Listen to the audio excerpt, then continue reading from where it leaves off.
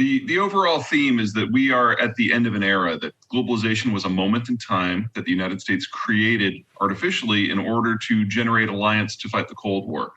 And in the 8 elections since the Cold War ended, the American population has always gone with the candidate who was less globalist and more populist. That includes Biden. So we've been moving this way for a long time. It's not an aberration, it's a pattern. And without globalization, most of the major economies in the world have to, at a minimum, retool. And for many of them, that's the end of their systems. The other piece is depopulation. We've finally passed the point where the problem is no longer overpopulation. The problem is that as globalization took hold, everyone everywhere was able to move off the farm and into the town. On the farm, kids are free labor, and in the town, they're really expensive annoyances. And adults aren't dumb, so they have fewer of them. You carry that out for 75 years, and you don't just run out of children, you run out of 20-somethings and 40-somethings. Most of the major countries of the world have now aged past the point of no return. And this was always going to be the decade where they moved into mass retirement. You play these things two together and the whole system starts to spin apart. The Ukraine war is a piece of that. Countries looking to attach themselves to a superior power is a piece of that. The evolution of China and Japan and Russia are pieces of that. And the whole point of the book is to show what happens on the backside in terms of the major economic sectors, whether it's transport or finance or agriculture. Oh, it certainly does. Everyone assumes that Trump, since he was the one who threw the fits and broke trade deals, is the one who's the more populist. And I don't mean to suggest that he wasn't. He certainly was. But what Biden has done is fundamentally different. Trump would tweet out that we're pulling out of this or that, or we're leveling tariffs on countries, and then he would walk away. Sometimes he'd even fire the people who were responsible for making those policies happen because he was a relatively volatile personality. Biden is coming in, and Biden is reinforcing every decision that Trump made on trade with actual code, with actual executive orders, with actual bureaucrats to enforce it. So Biden and Trump, from a foreign economic policy point of view, actually have the two most similar foreign policies in this country's history. The difference is that Biden is making it stick. The phase one deal never really went through because Trump never really implemented it. All the tariffs stayed in place, and Trump and his trade czar, Catherine Tai, have basically extended those into perpetuity and formed a bit of an alliance with some of the other Western countries to make it not just an American thing, but global. And that's one of the reasons why companies like Huawei are facing such a catastrophic problem. Everyone assumed that as soon as the Trump administration went away, this would all just fade away. And instead, it is now fully embracing American trade law. It's been a really last 3 months from my point of view.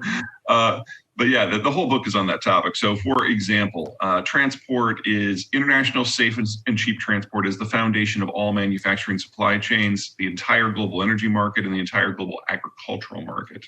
There are now parts of the Black Sea that have already become a no-go zone, which have taken the world's largest wheat exporter, Russia, and the fourth largest wheat exporter, Ukraine, off the market. The Russians are having a similar problem with their fertilizer because it is exported through that same no-go zone. So we are already looking down the maw of a global wheat crisis that this year is going to, at a minimum, triple, probably quadruple wheat prices. At the same time, we have a global fertilizer shortage, which is going to reduce yields on a global basis. We're not going to have to wait 10 years. We're looking at that right now. So as you move off the farm and into the city, you have fewer kids. You play that forward for a few decades, and fewer kids becomes fewer young workers, becomes fewer mature workers. I think a great case study is South Korea. South Korea is a country that wasn't industrialized at all, certainly wasn't globalized when it got independence from the Japanese at the end of World War II. They started to develop in 1950, and steadily over the course of the next 4 decades, they went from the most rural country in the world to the most urbanized country in the world. And they're now, 30 years after that, in an environment where they have more people in their 60s than their 50s, than their 40s, than their 30s, than their teens, than children. For a while, that works for you, because if you have a lot of workers aged 30 to 50, but not a lot of kids, All the money that is normally spent on school and diapers is instead spent on cars and condos. And you get this massive generation of economic growth from the consumption side. At the same time, the higher investment and tax levels from those more mature workers can be building out infrastructure and industrial plant on the industrial side. And so we've seen this story over and over again in Germany, in Korea, in Japan, in China. But it's a bit of a starvation diet. Because if you then fast forward another 10 years, you're talking about that bulge that right now is in the 50s being in their 60s and then retiring. Right.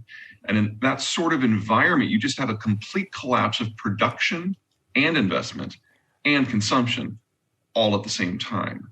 And we're now looking at about half the developing world going through that process right now. So the growth we had from roughly 1995 to roughly 2015, the fastest economic expansion in human history, was about all of them being in that magic demographic moment before they flipped.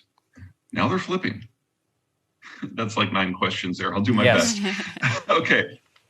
So as populations decline, the capacity for them to participate in normal economic activity collapses, because you have to have sufficient young people to get it going, and that's no longer an option for a lot of countries.